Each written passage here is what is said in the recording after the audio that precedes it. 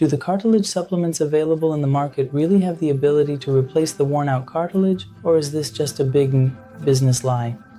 Let's continue with the video.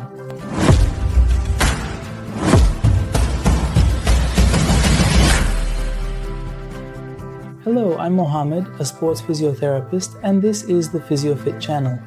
On this channel, I will discuss two very important topics.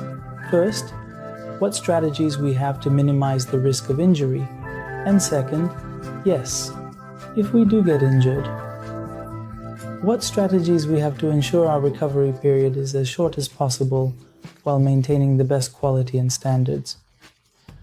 Your support is very valuable to me, and every single comment you leave under this video and other videos helps improve the quality of the channel day by day. Alright, let's get to the main topic.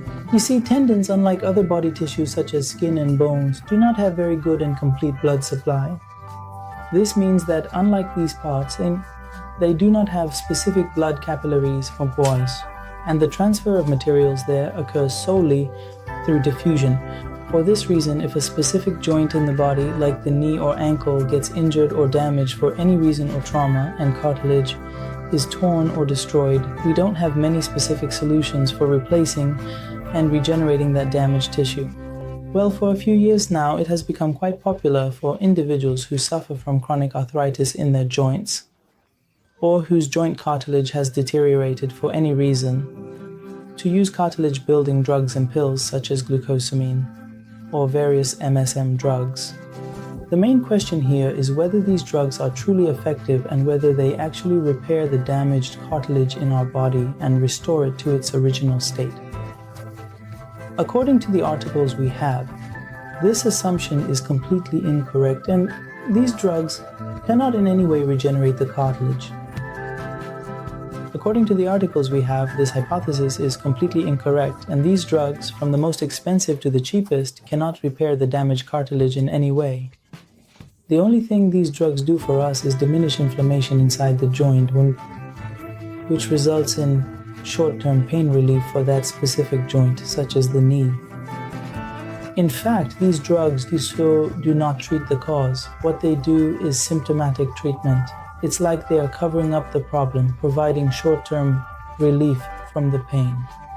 Now, the main question is, for some reason, one of my joints has been injured and its cartilage has been damaged or detached. What solutions do we have to significantly reduce the pain in that joint? Look, I'll give you a few simple recommendations. First, use resistance exercises. Look, resistance exercises are those where a weight is applied to a limb, providing resistance. This can be your own body weight, a resistance band, or weights used in bodybuilding.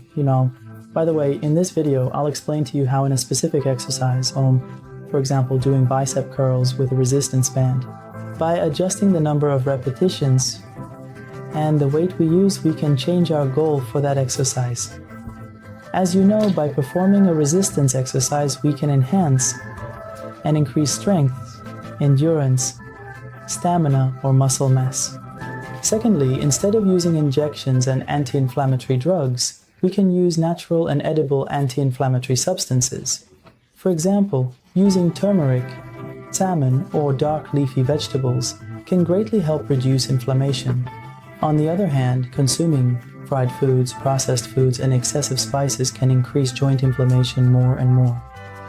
The third point, which concerns the joints of the lower limbs or the legs, is that the joints of the lower limbs include the hip, knee, and ankle, which bear the body's weight. It is obvious that if you reduce body weight, a significant amount of pressure is relieved from these joints, and as a result, we experience less inflammation and pain.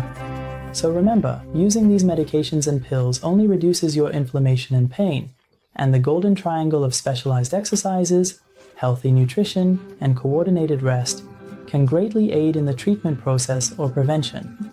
Well, today's video is also finished. I hope it has been useful for you. In future videos, I will definitely talk more about this topic. So please subscribe and hit the bell button so you don't miss any of the upcoming videos. Also, if there's a topic you'd like me to discuss and make a video about, be sure to write it in the comments for me, okay?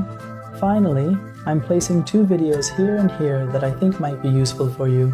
Thank you. Bye for now.